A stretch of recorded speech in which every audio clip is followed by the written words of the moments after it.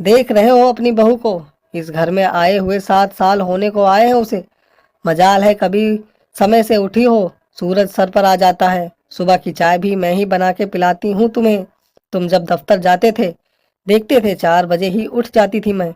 बच्चे स्कूल जाते थे तो समय से पहले ही उनका खाने का डब्बा तैयार कर देती थी।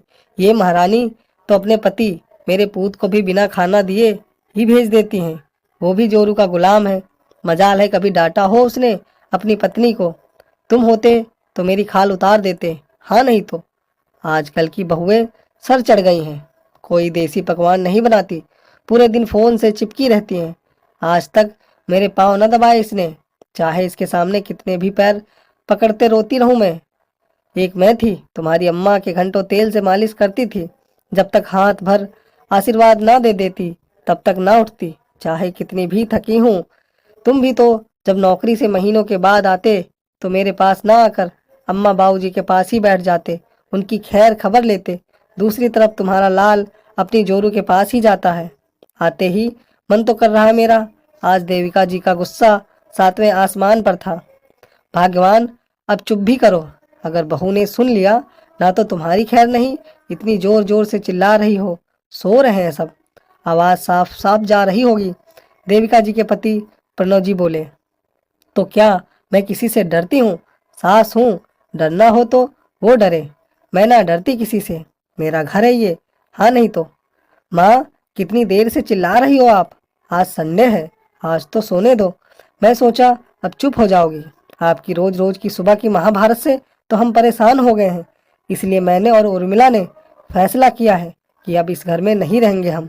बाहर घर देख लिया है किराए पे, वहीं जा रहे हैं कल से रहने। रहना आप आराम से इस बड़े से घर में। पापा, आपको चलना हो तो चल सकते हो। आपको सफाई देने की जरूरत महसूस नहीं होती मुझे। माँ, अब चिल्लाना मत। माँ, मुन्नी को रात से बुखार है, रात को उल्टी कर थोड़ी देर पहले ही सोई है। बेटा राजन और बहू देविका जी के सामने खड़े थे। माँ जी, कोशिश बहुत की कि ये घर ना छोड़ना पड़े, पर आपने मजबूर कर दिया है ये कदम उठाने पे।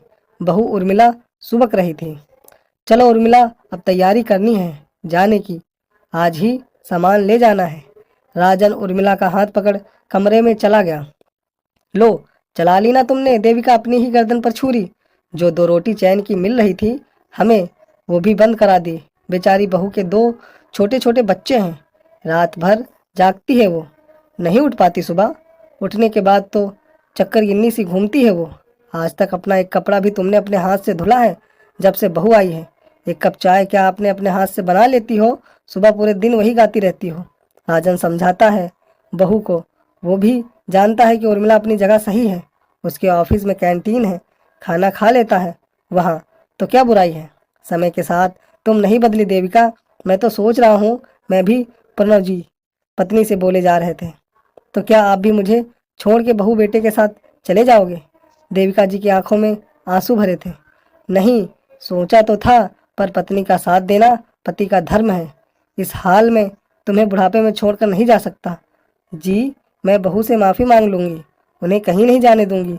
कैसे रहूँगी अपने बच्चों के बिना? पहले ही समझा देते हैं मुझे आप ये बात तो।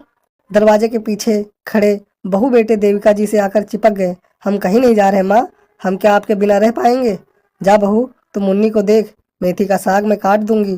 प्रणव जी गर्दन पर हाथ रखकर इशारे में बोले। गर्दन पर छुरी चलने से पहले बचा ली तुमने देविका। तो दोस्तों, ये छोटी सी स्टोरी कैसी लगी? अच्छी लगी हो तो लाइक करें और चैनल को सब्सक्राइब करें।